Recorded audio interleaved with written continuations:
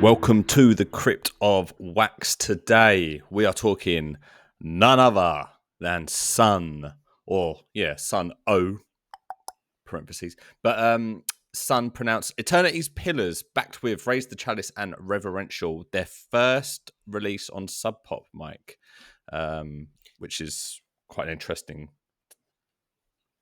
It is, yeah. I mean, it kind of is and it isn't, is it? Because they've had that association with Steve Albini, who has the sort of Sub Pop connection. But yeah, it's kind of cool, isn't it? Different sort of label for them, different sort of band for that label as well. Both sort of two iconic things meeting. Yeah. So this we we decided to give ourselves the hard task of reviewing a Sunn album, but. EP. I mean, look, 30 minutes of music's whatever. But I feel just straight, like my initial take is, I mean, I used to listen to Sunn a fair bit, but I haven't really gone back in a while. I feel that this release is a bit more accessible. I feel like there's more. I feel like there's more. Maybe a bit more melody, and I feel that it's a bit riffier than I remember Sunn being, if that makes sense. It's for me if I ever listen to Sunn, I always actually gravitate towards their Scott Walker collaboration, which is quite different, compared to what they straight up do. So it's hard for me to compare. I know I've listened to a few of their straight Sunn albums, but I'm a bit like you. I don't really. They're one of those bands that when I'm listening to it, I'm enjoying it. I find it's got that sort of quite meditative state sort of thing. It's a pleasurable listen in that sense, but I never find myself really in the mood for it. And listening today, I thought I should actually get more in the mood for this, because it has this sort of calming effect, I think, when you listen to them compared to a lot of other stuff. It's really bizarre, man. I thought I was like, right, I'm going to try a different approach when it comes to reviewing this, and this is going to sound really wanky, but I literally turned it up really loud and just shut my eyes and listened to it. And yeah, for the whole thing. For the whole thing, yeah. And wait, so you sat there? Wait, where were you? Were you sat on a chair? I was sat on my sofa, yeah. Sat on your sofa, yeah, with your eyes closed. My eyes closed, yep. For half an hour. Half an hour. Really? Yeah, man. And do you know what? It was amazing. I'm not going to lie. Like I was going to say, it probably is the way to listen to. It must be incredible. I don't know when I'd ever do it again, and I don't really have a desire to do it again. But I really enjoyed You must have opened your eyes at one point. Mike, I didn't. Why can you find that so hard to believe? I don't know why I can. I just can't ever imagine myself doing that. It sounds lovely. I haven't got kids. It sounds like a nice. I haven't got kids. Yeah. I know what you mean. But yeah, I felt it. I found it. One, I thought the experience was really great. And like, this is they are a band that you kind of do need to play kind of loud to really get into that kind of meditative headspace. But it was that my initial takes were like, it did feel more accessible, and I don't know whether that's because over the years I've become accustomed to this type of music, but it felt more. It was given more in the region of, like, obviously not as obvious, but like I was getting elements of Dope Smoker, which I never really got from Sunn prior. There was that. It did feel a bit more riffy, especially track 2, Raise the Chalice. The note selection in that was like super evil, but it just felt like there was more going on than I remember Sunn being. But yeah, I want to start with Eternity's Pillars, which is kind of like the main bulk of this EP, or whatever you want to call this. Yeah. And judging by the title, it sounds like the EP is almost it's named after this song. It seems to be. Yeah, correct. Yeah. So what is it? It's like 15 minutes, right? Or something along those lines. But it's... Yeah. What I loved about this was, like, there was melody, and they did repeat the melody kind of at the start and towards nearer the end, which was quite which was a nice little, like, loop around. But there was great rhythm in the drone sections. But like, what I loved was that they would, as you were kind of getting used to that rhythm of the drone, they would sort of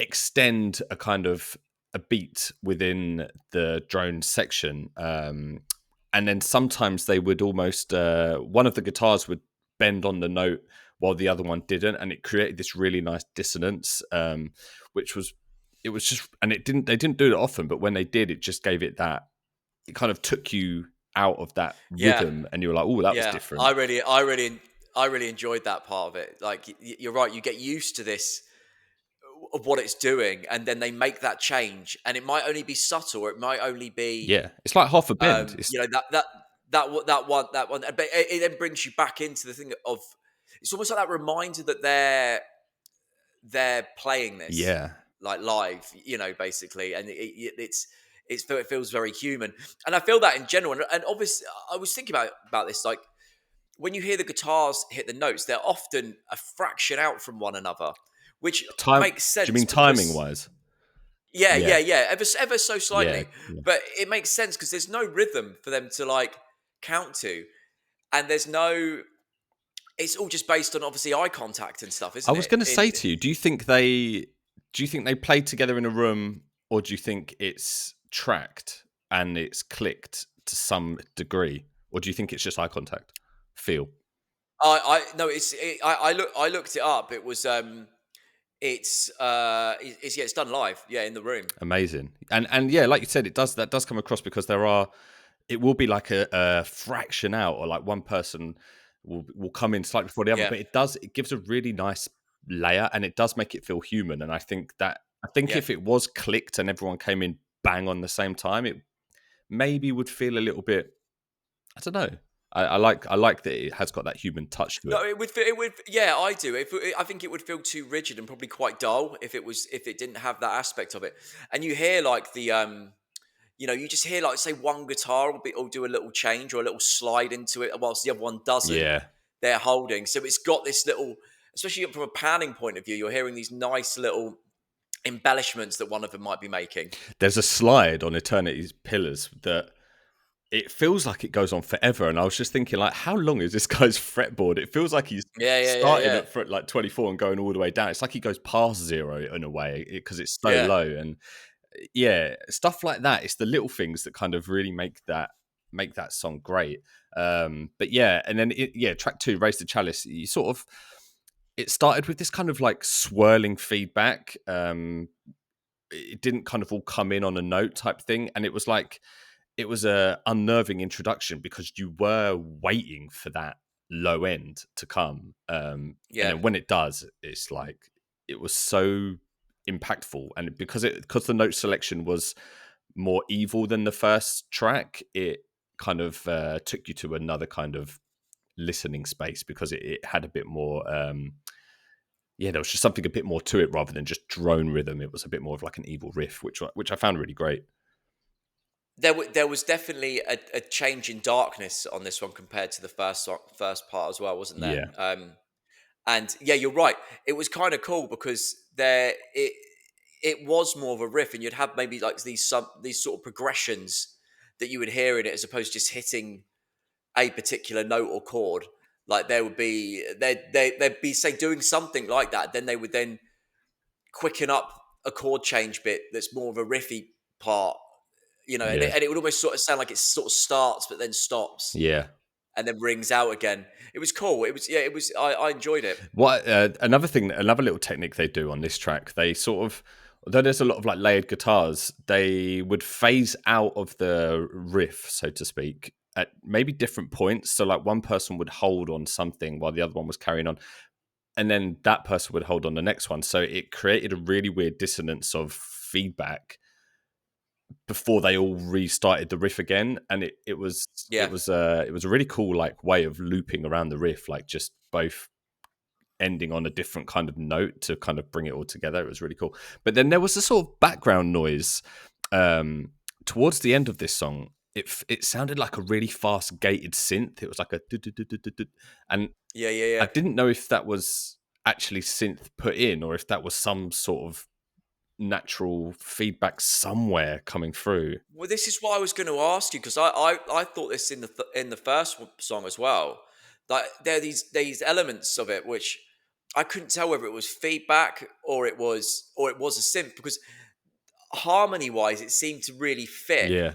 and there was some amazing, and sometimes the only time I could really tell at points was you'd then hear this little manipulation where it sounded like someone was kind of like knocking the guitar neck, you know, or to kind of put, like, say, a wobble or something on it. I can't tell. I was going to ask you this question, whether you know if it was simps or feedback. There's part of me that thinks it's probably feedback if it's like a whole live thing with just those guys on guitar. That's what I'm thinking. And it shows it's like, it shows their level of like feedback manipulation and stuff they can do is fucking unbelievable. They must be like the fucking best in the game at it, because it sounds like tuned. It sounds like it's been tuned like to fit with the other stuff going on. It's crazy, man. I'd love to see the live studio setup of what they're running rig-wise. Have you seen them live? No, you have, haven't you? Yeah, I saw them once at South Bank. Oh god, it was like a long time ago now, but I mean, it's a spectacle, man. It's just, you've literally got these huge lineup of Sunn amps, and it's just like, it's the loudest thing you like. It was all seated, but like it was vibrating like you wouldn't believe. Really? Yeah. Were you? I mean, obviously, you go to see Sunn, you have a bit of an expectation of what is. I imagine it's high. I imagine it's a high expectation.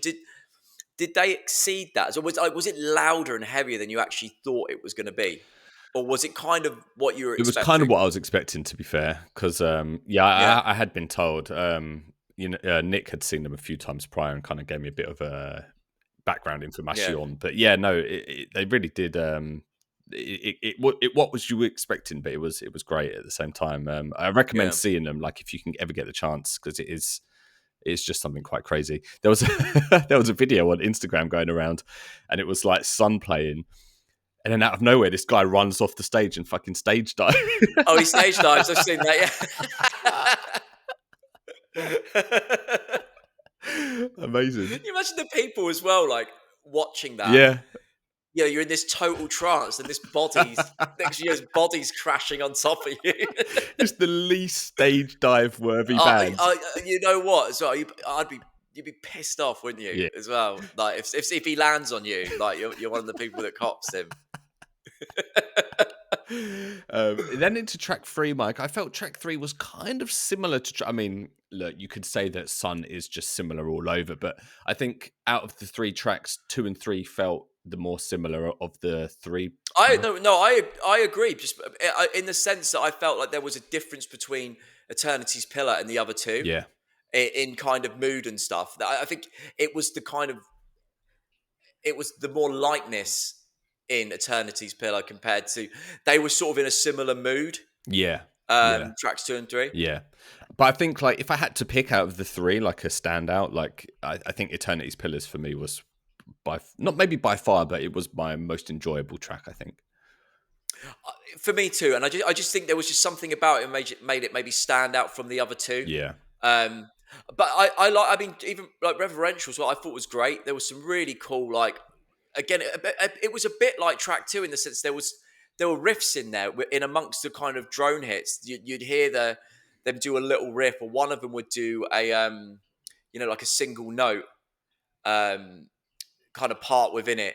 And there was some really nice embellishments and sort of slides around the 2-minute mark that sort of stood out to me. But it was it was really enjoyable. Yeah, it's made me almost come at Sunn with a different mindset in a way, like really giving them like a spiritual sort of awakening with your eyes closed. Yeah, but like having to review Sunn, I mean, rather than just listen to it, it's made me kind of, I don't know, appreciate it more, because they were always that band. It was like, oh yeah, Sunn are cool, but like you just chuck them on every once in a blue moon. But I don't know, maybe I'll spend a bit more time with them, because it does, especially when I'm working, man. It does help that kind of state. I need to find myself being more of the mood for them, because it has that meditative quality that I think actually is quite helpful on a stressful day. Yeah.